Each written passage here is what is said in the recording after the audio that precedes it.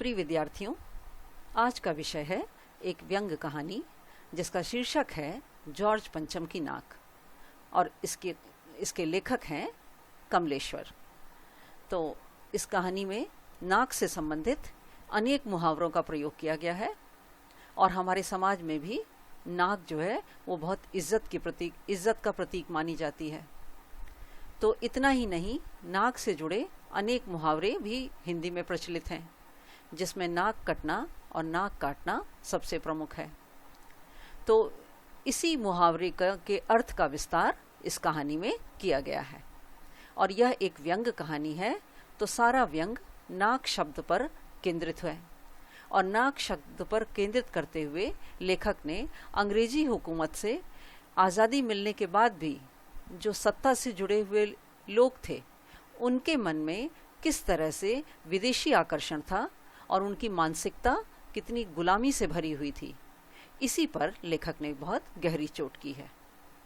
तो लेखक अपने कथ्य में सफल हैं, जो वो कहना चाह रहे थे उस उद्देश्य में सफल हैं। तो अपने कथ्य में सफल यह कहानी पत्रकारिता की सार्थकता को रेखांकित करती है और साथ ही साथ व्यावसायिक पत्रकारिता के विरुद्ध भी खड़ी होती हुई दिखाई देती है कि व्यावसायिक पत्रकारिता में किसी प्रसिद्ध व्यक्ति के ही विषय में छापना, उनकी रोज की दिनचर्या, पहनावे आदि का वर्णन करना, तो इस पत्रकारिता के विरुद्ध भी यह कहानी खड़ी होती हुई दिखाई देती है। यहाँ पर लेखक का एक सफल पत्रकार का रूप भी देखा जा सकता है। तो यह था पाठ का संक्षिप्त परिचय। अब है कहानी जॉर्ज पंचम की नाक। तो प्रस्तुत कहानी में देश को आज़ादी मिल जाने के बाद भी उस समय भारत सरकार की मानसिकता जो गुलामी से भरी हुई थी, उसी पर चोट करते हुए लेखक यह कहानी लिखते हैं। तो कहानी प्रारंभ करते हैं।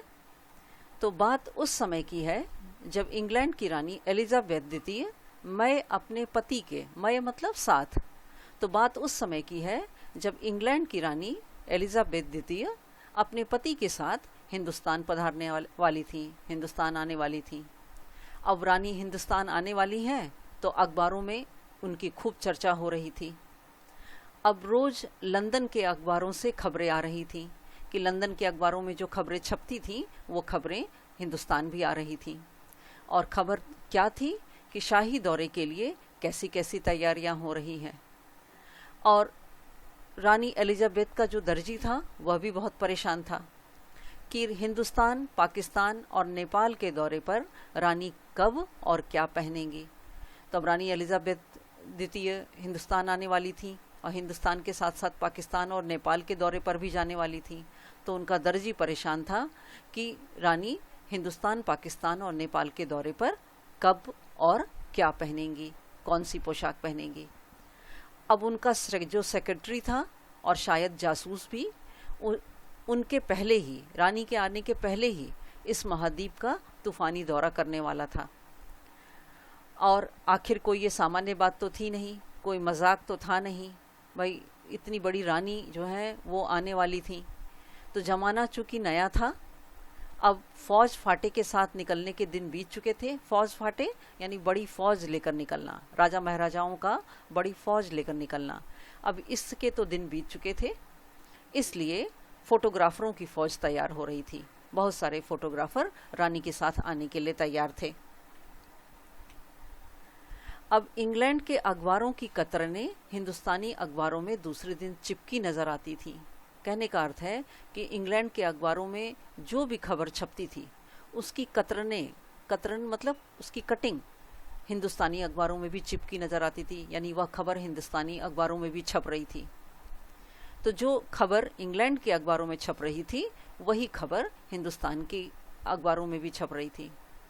और खबर यह थी कि रानी ने एक ऐसा हल्के नीले रंग का सूट बनवाया है जिसका रेशमी कपड़ा हिंदुस्तान से मंगाया गया है और करीब 400 पाउंड खर्चा उस सूट पर आया है। 400 पाउंड, अब यह उस समय के हिसाब से ये बहुत बड़ी रकम थी।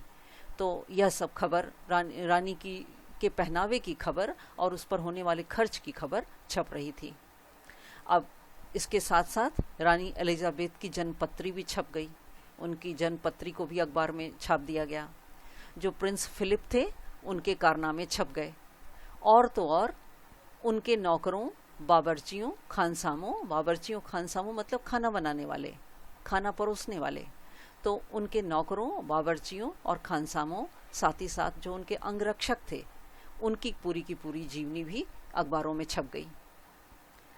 और शाही महल में रहने वाले, अब हाल तो यह था कि शाही महल में रहने वाले और वहाँ पलने वाले कुत्तों तक की तस्वीर अखबार में छप गई। तो एक एक खबर अखबारों में छप रही थी। अब बड़ी धूम थी, बहुत तहलका मचा हुआ था। रानी हिंदुस्तान आने वाली थी तो बहुत तहलका मचा हुआ था, बड़ा शोर शराबा था। शंख इंग्लैंड में बज रहा था, गूंज हिंदुस्तान में आ रही थी। कहने का तात्पर्य यह है कि शंख इंग्लैंड में, यानी इंग्लैंड में तरह तरह की खबरें छप रही थी, तरह तरह की खबर वहाँ पर फैल रही थी, और वो खबरें हिंदुस्तान में भी दिखाई दे रही थी और सुनाई दे रही थी। समाचार पत्रों के माध्यम से दिखाई दे रही थी और सुनाई दे रही थी। तो रानी के आने पर बहुत शोर शराबा था। अब इन खबरों से हिंदुस्तान में एकदम सनसनी फैल रही थी। अब इंग्लैंड की खबर जो हिंदुस्तान में अखबारों में लोगों को पढ़ने को मिल रही थी, तो हिंदुस्तान में एकदम सनसनी फैल रही थी। लोगों में लोग बहुत रानी के आने से बहुत उत्सुक थे, रोमांचित थे। राजधानी में तो एकदम तहलका मचा हुआ था। अब जो सरकारी विभाग था वो उनका ये मानना था कि जो रानी 5,000 रुपये का रेशमी सूट पहनकर पालम के हवाई अड्डे पर उतरेंगी। अब 5,000 अब उस समय के हिसाब से बहुत बड़ी रकम थी। तो 5,000 रुपये का रेशमी सूट पहनकर पालम के हवाई अड्डे, पालम ये दिल्ली में दिल्ली के पालम के हवाई अड्डे पर उतरेंगी, तो उनके लिए कुछ तो होना ही चाहिए। अब कुछ ऐसी रानी के लिए कुछ विशेष होना चाहिए। अब कुछ क्या, थोड़ा बहुत कुछ नहीं, बहुत कुछ होना चाहिए। अब ऐसा सरकारी विभाग के लोग सोच रहे थे। अब जिनके बावर्ची पहले महायुद्ध में जान हथेली पर लेकर लड़ चुके हैं, बावर्ची खाना बनाने वाले, तो पहला जो महायुद्ध हुआ था उसमें वो अपनी जान हथेली पर लेकर लड़े थे, वो भी युद्ध में शामिल हुए थे। तो ऐसी रानी की शान शौकत के क्या कहने। और वही रानी अब दिल्ली आ रही हैं, तो उनका स्वागत अच्छी तरह होना चाहिए। ऐसा उस समय लोगों के द्वारा सोचा जा रहा था। अब नई दिल्ली ने अपनी तरफ देखा, नई दिल्ली ने अपने हाल की ओर देखा, और बेसाख्ता मुंह से निकल गया, और अचानक ही उनके मुंह से यह निकल गया कि वह आए हमारे घर, खुदा की रहमत, कभी हम उनको कभी अपने घर को देखते हैं। अब यह ये शायरी है, तो वही कि वह आए हमारे घर, खुदा की रहमत, खुदा की का रहम है कि वह हमारे घर आए, और कभी हम उनको देखते हैं और कभी हम अपनी घर की दशा को देखते हैं। अब यह सोचकर कि रानी दिल्ली आ रही हैं, तो दिल्ली का काया पलट होना चाहिए। और देखते ही देखते हुआ यह कि नई दिल्ली का काया पलट होने लगा, नई दिल्ली में बदलाव होने लगा, नई दिल्ली को सजाया संवारा जाने लगा। और करिश्मा तो यह था, या अब चमत्कार तो यह था, करिश्मा यानी चमत्कार तो यह था कि किसी ने किसी से नहीं कहा, किसी ने किसी को नहीं देखा, यानी किसी ने किसी को किसी भी तरह से रोका नहीं, और दिल्ली को सजाने संवारने का काम प्रारंभ हो गया। सड़कें जवान हो गई, सड़कों को नया कर दिया गया, नई सड़कें बना दी गई, बुढ़ापे की धूल साफ हो गई, जो सड़क टूटी फूटी थी वह सब समाप्त हो गई और सड़कें नई बन गई। इमारतों ने नाज़नीनों की तरह श्रृंगार किया। अब इमारतें जो हैं वो नाज़नीनों की तरह श्रृंगार, मतलब कि एकदम युवा स्त्रियों के जो श्रृंगार करती हैं तो उनका सौंदर्य बढ़ जाता है, उसी तरह से इमारतों को भी सजा संवार दिया गया। अब इसके बाद ये हुआ यह कि एक बहुत बड़ी मुश्किल पेश आ गई। अब सब कुछ तो अच्छे से हो रहा था, लेकिन एक बहुत बड़ी मुसीबत सामने आ गई, और वह मुसीबत क्या थी कि जॉर्ज पंचम की नाक। अब नई जॉर्ज पंचम की नाक, यानी जॉर्ज पंचम की जो मूर्ति लगी हुई थी, उस मूर्ति की नाक जो है वह एक सबसे बड़ी समस्या के रूप में आ गई। अब नई दिल्ली में सब कुछ था, सब कुछ होता जा रहा था, सारे काम हो रहे थे, सब कुछ हो जाने की उम्मीद थी, पर जॉर्ज पंचम की नाक बहुत बड़ी मुसीबत थी। अब जॉर्ज पंचम की मूर्ति पर नाक ना होना यह एक सबसे बड़ी मुसीबत थी। अब नई दिल्ली में सब था, सिर्फ नाक नहीं थी। यानी नई दिल्ली में सब था, सिर्फ नाक नहीं थी। इसका आशय यह है कि नई दिल्ली में सब कुछ था, देश आज़ाद हो चुका था, भारत स्वतंत्र था, लेकिन इसके बाद भी लोगों में आत्मसम्मान की भावना नहीं थी। वे उस रानी के सामने अपना सिर झुका रहे थे जिसकी गुलामी में कितने वर्षों तक जो है देश को गुलाम रहना पड़ा। तो नई दिल्ली में सब था, सिर्फ नाक नहीं थी, अर्थात आत्मसम्मान नहीं था। अब इस नाक की भी एक लंबी दास्तान है। दास्तान यानी एक बहुत लंबी कहानी है।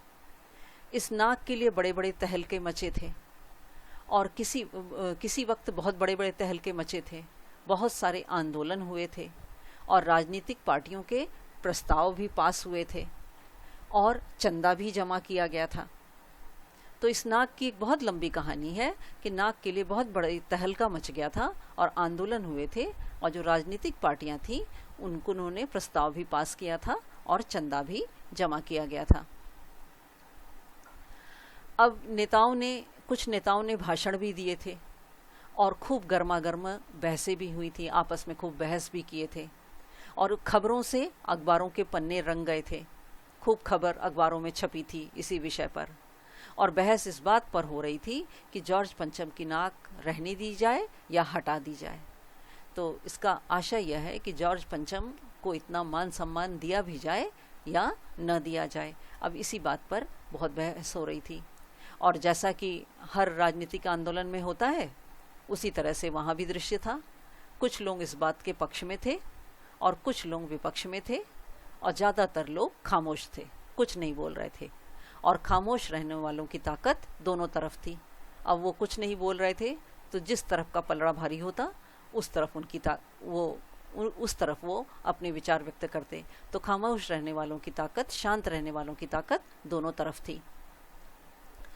अब यह आंदोलन चल रहा था और जॉर्ज पंचम की नाक के लिए हथियारबंद पहरेदार तैनात कर दिए गए थे, और क्या मजाल कि कोई उनकी नाक तक पहुंच जाए। कोई उन तक पहुंच नहीं सकता था, किसी में इतनी हिम्मत नहीं थी कि उन तक पहुंच सके।